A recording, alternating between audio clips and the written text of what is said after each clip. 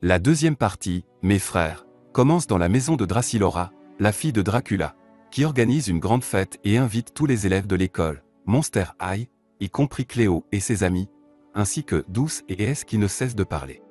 Naturellement, elle a également invité ses amis Claudine et Frankie, toutes deux enthousiastes à l'idée de commencer une nouvelle année à Monster High.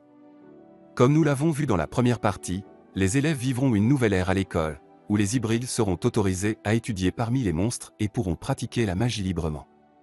Ce changement est attribué à Claudine, qui a sauvé l'école de Hit Junior, qui voulait détruire Monster High pour venger son père.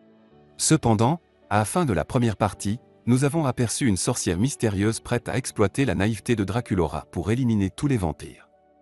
Son identité sera révélée au fil des événements. Pour l'instant, suivons nos héros à Monster High, où la directrice les accueille. Alors que les filles discutaient dans la cour, une nouvelle élève nommée Toralei a surgi. C'est une figure connue de Monster High, car elle y a déjà étudié, mais l'année précédente, elle était partie en France pour intégrer une école de monstres à Paris. Visiblement, elle n'apprécie pas les changements survenus à Monster High, car elle déteste les humains et les sorcières, surtout après avoir été harcelée par l'enfance. Elle raconte qu'elles l'ont frappée avec des chaînes en argent gris, une matière particulièrement nocive pour les monstres. Le groupe a tenté de lui expliquer que ce changement profiterait à l'école, mais la jeune fille les a ignorés et est partie, refusant catégoriquement cette évolution. Plus tard, Claudine, Draculaura et Frankie sont allés accueillir les nouveaux élèves, attirés par la renommée de Claudine après ses exploits dans la première partie. Pendant que Claudine était occupée dans la cour, ses amis rentraient chez elle quand elles sont tombées sur un jeune vampire nommé Ellis, tout comme Draculaura. Après s'être présenté, il est parti manger à la cafétéria. Alors que la nuit tombait, la directrice a demandé aux élèves de se rassembler dans l'amphithéâtre pour élire leur représentante. Tout le monde s'est réuni, y compris Toralei et ses amis. La directrice a alors annoncé les candidats, Claudine, choisie par les fantômes de l'école, et Toralei, la nouvelle venue. Les deux rivales étaient prêtes à s'affronter pour savoir qui deviendrait la chef des élèves. Claudine n'était pas au courant des règles, mais Frankie lui expliqua qu'elle devait convaincre les esprits de l'école qu'elle méritait ce rôle. Les fantômes rempliraient les fioles de chaque candidate, une pour Claudine et une pour Toralei. Celle qui serait remplie en premier gagnerait le poste. Claudine devra redoubler d'efforts, car Toralei veut ramener Monster High à son ancien fonctionnement, interdire aux hybrides d'étudier avec les monstres et bannir la magie. Draculaura, furieuse, a juré à Claudine qu'elle devait gagner à tout prix. Avec ses amis, elles ont décidé de l'aider en affichant des posters partout dans l'école, tandis que Cléo s'occupait de la promotion dans le journal et sur les réseaux. Les propos anti-magie de Toralei ont exaspéré Draculaura, qui a lancé un sort pour créer une image d'elle et la manipuler. C'est alors qu'Ellis, le vampire croisé plus tôt, l'a surprise. Lui aussi pratique la magie et a créé une réplique ultra réaliste de Toralei. Il n'a pas aimé ce que Toralei avait dit, tout comme Draculaura, qui lui a donc demandé de lui apprendre le sort de duplication. Il accepta, et il le fit, et il lui apprit rapidement. Ils restèrent ensuite à discuter et à faire connaissance jusqu'à ce que l'heure du couvre-feu arrive, et ils montèrent tous deux dans leur chambre. Pendant ce temps, Claudine répondait aux messages de ses fans, leur consacrant du temps pour montrer aux fantômes de l'école qu'elle méritait de devenir chef des élèves. Quant à Draculaura, à peine venait-elle d'entrer dans l'école que deux sorciers inconnus firent leur apparition. Les deux sorcières sont entrées par la fenêtre de la maison, et il semblait qu'elles venaient kidnapper Draculaura, mais Claudine et Frankie ne leur ont pas laissé de chance et les ont expulsés à temps. Le bruit a réveillé tous les élèves de l'école, y compris la directrice, qui n'a pas aimé cela et a demandé à Draculaura pourquoi les sorciers l'avaient attaqué. Bien sûr, Draculaura ignorait la raison, mais à ce moment-là, Toralei et ses amis apparurent et expliquèrent à tout le monde que c'était précisément pour cela qu'elle voulait interdire la magie. Elle dit à la directrice que la magie et les sorcières représentaient un danger pour les monstres, et qu'il fallait l'interdire au plus vite avant qu'une autre attaque ne se produise et qu'un élève ne soit blessé. Malheureusement, la directrice interdit temporairement la pratique de la magie dans l'école jusqu'à ce qu'ils découvrent la véritable raison de la visite de ces sorcières inconnues. Cela ne plut pas à Draculaura ni à Claudine, et leur colère grandit lorsqu'elles remarquèrent que Toralei avait plus de votes que Claudine pour le poste de leader. À travers les annonces diffusées par haut-parleur, elles comprirent que le résultat final serait annoncé dans 2 jours. Pendant ce temps, Dracula appela pour prendre des nouvelles de sa fille après avoir été informé de l'attaque. Il lui dit que si elle se sentait en danger, elle devait rentrer immédiatement à la maison. Mais la jeune fille, bien sûr, refusa de partir et d'abandonner ses amis, surtout que Claudine avait besoin de son aide, d'autant plus que Toralei était sur le point de remporter la direction. Ensuite, Draculaura demanda de l'aide à Ellis, ce garçon vampire qui pratiquait la magie comme elle.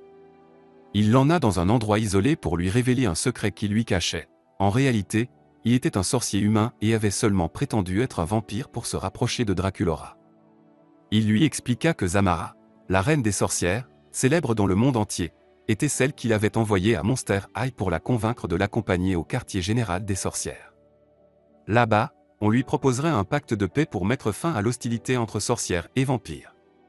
L'idée enthousiasma Draculaura, qui avait toujours rêvé de voir sorcières et vampires vivre en paix. Puis elle partit avec Ellis dans le monde des humains pour rencontrer Zamara, la reine des sorcières. Le matin, ses amis trouvent un message où elle leur annonce qu'elle est partie dans le monde des humains pour négocier un pacte de paix avec les sorcières. Claudine informa tout le monde et précisa que Draculaura avait laissé une copie magique d'elle-même pour que la directrice ne remarque pas son absence. Heureusement, le plan fonctionna et la directrice ne soupçonna rien. Mais le problème, c'est que son père l'appela et ne la trouva pas. Ils lui dirent qu'elle était descendue prendre son petit déjeuner à la cafétéria. Il leur demanda alors de lui transmettre qu'il viendrait à l'école après-demain pour fêter son anniversaire, car elle allait avoir 1600 ans. Cela leur fit comprendre qu'il devait se rendre dans le monde des humains, la retrouver et la ramener à l'école avant l'arrivée de son père. La première chose qu'ils firent fut de se rendre chez Ellis, car ils savaient qu'il pratiquait la magie comme elle et qu'il était certainement parti avec elle dans le monde des humains. Rapidement, ils fouillèrent sa maison et trouvèrent une carte avec l'adresse d'une entreprise située à Seattle. À cet instant, Claudine pensa partir là-bas pour chercher son ami, mais Cléo lui rappela la campagne électorale et lui dit qu'elle devait se rapprocher des élèves pour gagner leur confiance et battre Toralei. Elle convint donc de distribuer des bonbons aux élèves et Cléo demanda à Claudine de revenir à Monster High au dîner pour distribuer elle-même les friandises et ainsi gagner la confiance des élèves. Claudine ne perdit pas de temps et se transforma immédiatement en forme humaine. Ensuite, Cléo lui donna cet insecte pour l'aider dans sa mission. Elle sortit par la porte de Monster High menant au monde des humains et se dirigea directement vers Seattle pour retrouver son ami. Elle se rendit à l'adresse indiquée sur la carte, qui la conduisit à cette entreprise, mais il sembla que ses amis avaient naturellement suivi pour l'aider dans sa mission. Lorsque Claudine les vit, elle ne fut pas ravie, car elle craignait que les humains, qui ne tolèrent pas la présence de monstres, ne les découvrent. Elle leur demanda donc de rester dehors et de l'attendre pendant qu'elle entrerait pour chercher Draculaura à l'intérieur du bâtiment. Lorsque Claudine entre dans cette entreprise de cosmétiques, Frankie apprend d'après le nom qu'il s'agit du quartier général des sorcières, où vit la reine Zamara. À ce moment-là, Zeus demanda à Claudine de sortir immédiatement, craignant pour sa sécurité face aux sorcières qui détestaient les monstres. Mais la jeune fille hésita, sachant que Draculaura était là-bas, seule. Puis, elle fut choquée de découvrir que l'entreprise appartenait à son père, Monsieur Clack, qui, par coïncidence, avait installé le système de sécurité du bâtiment, y compris les alarmes et les caméras de surveillance. Elle l'appela pour qu'il vienne les aider dans cette affaire. Pendant ce temps, Draculaura et Alice étaient déjà à l'intérieur du bâtiment et se dirigeaient vers la chambre de Zamara, la reine des sorcières. Celle-ci accueillit chaleureusement Draculaura, honorée de la voir, car elle savait qu'elle était la fille de Dracula et considérait qu'elle était une princesse vampire. Zamara se réjouit qu'elle ait accepté son invitation, car elle ne s'attendait pas à sa venue, étant donné l'hostilité entre vampires et sorcières. Mais Draculaura lui expliqua qu'elle était venue pour mettre fin à cette rivalité et établir un pacte de paix, afin que tous puissent vivre en sécurité et en harmonie. Zamara fut séduite par l'idée et lui annonça qu'elle rassemblerait le lendemain toutes les sorcières du monde pour un discours, dans le but de les convaincre de réparer leur relation avec les vampires. Elle appela ensuite son assistante pour emmener Draculaura se reposer chez elle cette nuit-là et la retrouver le lendemain avec les autres sorcières. Claudine, quant à elle, a appelé son père, qui a amené la voiture de travail pour les aider dans l'affaire et permettre à sa fille d'espionner le bâtiment afin de vérifier si Draculaura s'y trouvait réellement. Comme c'était lui qui avait installé le système de surveillance, il parvint rapidement à pirater les caméras. Peu après, Draculaura apparut à l'écran, au 5e étage. C'est alors que Claudine reçut un appel de Cléo, qui lui annonça l'échec de leur campagne. Toralei avait profité de son absence pour lui voler tous les votes qu'elle avait obtenus. Claudine ne pouvait rien y faire, étant toujours coincée dans l'affaire de Draculaura. Heureusement, son père l'aida en localisant la pièce où elle se trouvait. Claudine sortit pour informer ses amis, puis ils s'infiltrèrent dans le bâtiment avec l'aide de son père, qui les guida depuis la voiture. Il resta également avec eux, car il craignait qu'il n'actionne les sprinklers avec son feu. Nous revenons à Claudine, qui arriva au 5e étage. Son père lui indiqua que Draculaura se trouvait dans la chambre 208. Do resta près de l'ascenseur pour le surveiller, tandis que Claudine et Frankie partirent à la recherche de la pièce. Mais le bâtiment était immense, et ils faillirent être repérés par les assistants de la reine. Heureusement, l'insecte de Cléo apparut à temps pour les avertir. Ils se cachèrent et les entendirent parler de Draculaura, mais ne comprirent rien, car ils parlaient en français. Elles continuèrent leur recherche jusqu'à arriver à sa chambre et la trouvèrent saine et sauve. Claudine lui dit qu'elle devait revenir avec elles immédiatement, car son père viendrait le lendemain à l'école pour célébrer son anniversaire. Mais Draculaura refusa de revenir, souhaitant conclure un accord de paix avec les sorcières et mettre fin à querelles séculaires entre sorcières et vampires. Elle préféra rester, bien qu'elle sache que si son père et la directrice découvraient son secret, ils l'expulseraient de Monster High. Il était clair qu'elle était prête à sacrifier pour la paix. Claudine essaya de la convaincre de revenir pour éviter son expulsion, mais Draculaura refusa d'écouter. Voyant sa détermination, Claudine lui donna son téléphone et lui demanda de les appeler si elle avait besoin d'aide. Elle et Frankie lui firent leurs adieux et retournèrent à Monster High, où elles découvrirent que Toralei avait pris le contrôle de tous les élèves. Sa popularité avait même augmenté lorsqu'elle monta sur scène en leur promettant de les protéger contre les humains et les sorcières.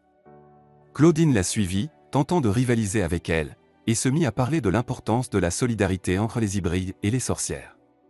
Mais personne ne l'applaudit, à part ses amis. Draculaura sembla avoir tout vu depuis son téléphone. Plus tard, elle appela Elise pour qu'il vienne dans sa chambre et lui annonça qu'elle devait retourner à Monster High, car son amie Claudine avait besoin d'aide. Mais Amara est entrée à ce moment-là et lui a dit que pénétrer cet endroit n'était pas comme en sortir. Il s'avère que Zamara est la sorcière inconnue qui était apparue à la fin de la première partie, et que les sorcières qui avaient échoué à l'enlever cette nuit-là étaient ses assistantes. Elle lui expliqua qu'elle l'avait amenée au repère des sorcières uniquement pour se débarrasser d'elle et de tous les vampires une bonne fois pour toutes. La jeune fille comprit alors que toutes ces paroles de paix n'étaient que des mensonges, et qu'Elise avait profité de sa naïveté pour l'amener ici et l'éliminer. Dans son regard, on pouvait voir qu'il regrettait, surtout lorsqu'ils la mirent en prison. Heureusement, l'insecte de Cléo était toujours là, il entendit toute la conversation. Il partit prévenir leur groupe, qui décida à l'unanimité de retourner dans le monde humain pour la sauver, y compris la nouvelle venue Toralei, qui détestait les sorcières. Pendant ce temps, Zamara enferma Draculaura dans une cellule et ordonna à ses assistants d'apporter les ingrédients magiques nécessaires pour lancer un sortilège ultime visant à exterminer tous les vampires. Draculaura comprit la gravité de ce sort, mais lorsqu'elle essaya de parler à Zamara, celle-ci lui brûla la main avec de l'argent gris, un métal évoqué par Toralei au début du film, qui ne blesse que les créatures comme Draculaura. Cela signifiait qu'aucune de ses amies ne pourrait la sauver. Elise commença à ressentir de la culpabilité, surtout en apprenant que Zamara comptait éradiquer tous les vampires du monde. Mais Zamara lui ordonna de se taire, d'obéir à ses instructions à la lettre et de surveiller Draculaura jusqu'à ce qu'elle termine de préparer le sort. Pendant ce temps, Claudine retourna voir son père et lui demanda son aide, et celui-ci commença effectivement à chercher Draculaura grâce aux caméras de surveillance jusqu'à ce qu'il la trouve tenue prisonnière dans le sous-sol du bâtiment. Il leur demanda d'agir rapidement, car il semblait que Zamara avait l'intention de faire quelque chose d'horrible à leur amie qu'elle retenait dans une petite cellule. Il paraissait également que l'homme ne pourrait même pas appeler la police, car naturellement, personne ne le croirait. Il confia donc la mission à leur groupe, qui se rendit tous dans le monde des humains pour sauver leur ami. Ils volèrent une voiture et se dirigèrent directement vers le siège de l'entreprise où Draculaura était retenue prisonnière. Malheureusement, à ce moment-là, Zamara avait déjà récité le sort, et il semblait que Draculaura resterait dans cet état de choc jusqu'à minuit, et à ce moment-là, tous les vampires du monde mourraient en une seule fois. Cela signifiait que nos héros avaient encore un maigre espoir, car s'ils parvenaient à réveiller Draculaura de son coma, le sort serait annulé. Nous voyons le groupe arriver au bâtiment, et Clark les guida grâce aux caméras jusqu'au sous-sol. Puis ils se sont divisés en deux groupes, les filles sont parties chercher leur ami, tandis que les garçons ont déclenché les alarmes incendie pour attirer les assistants de Zamara. Et effectivement, le plan a fonctionné, ils sont descendus pour voir ce qu'il se passait, et là, S les a affrontés en lançant des flammes. Pendant ce temps, Zamara a pris le téléphone de Draculaura et a appelé son père pour lui annoncer le sort de sa fille. Elle lui expliqua qu'elle avait récité un sort de mort, et que bientôt elle, ses partisans et tous les vampires de la Terre mourraient. Elle précisa qu'il ne restait plus que 7 minutes, mais il était clair qu'Ellis ne voulait pas qu'elle commette ce crime. À ce moment-là, l'un des assistants informa Amara d'un problème avec l'incendie, ce qui l'a mis en colère, et elle décida de s'en occuper elle-même après que Deus et S ait vaincu ses assistants. Elle écrasa ensuite le téléphone de Draculara et ferma la porte pour que personne ne puisse atteindre sa victime, demandant à son fils de surveiller les lieux jusqu'à minuit pour atteindre son objectif final, éliminer les vampires définitivement. Elle laissa également un de ses assistants dans le couloir, mais Toralei réussit à l'éloigner de la porte pour permettre à Claudine et Frankie d'entrer auprès de leur ami. Cependant, ils durent ouvrir la porte, alors Frankie utilisa son pouvoir et, à cause de cela, coupa le courant de tout le bâtiment. À ce moment, Zamara comprit que les monstres étaient arrivés pour sauver Draculara. Effectivement, elle les trouve en train d'essayer de la réveiller. Elle s'apprête alors à préparer une potion magique pour les frapper et les éliminer, mais Ellis arrête sa mère au bon moment, car il ne voulait pas qu'elle les détruise. Claudine et Frankie doivent se dépêcher de réveiller Draculaura, car Ellis ne pourra pas retenir sa mère longtemps. Mais ils découvrent que la cellule est faite d'argent gris, le point faible de tous les monstres. Malgré la douleur à ses mains, Claudine tente de tordre le métal pour libérer son amie. Après un court moment, elle réussit à l'atteindre et à la réveiller, mais elle s'effondre au sol, semi-inconsciente. Elle voit alors des images floues, Draculaura vainquant Zamara, et que ses proches vampires étaient venus l'aider. Ils étaient entrés dans le bâtiment sous forme de chauve-souris et avaient facilement vaincu Zamara. Dès que Claudine s'assura que son amie allait bien, elle perdit connaissance. À son réveil, elle vit qu'ils avaient ligoté Zamara et ses assistants. Draculara la remercia pour son aide. Peu de temps après, Dracula arrive pour voir sa fille, et il lui remet Zamara, car il est le seul capable de la maîtriser. Ellis, quant à lui, est pardonné par Draculaura, car sans lui, Claudine n'aurait pas pu la réveiller.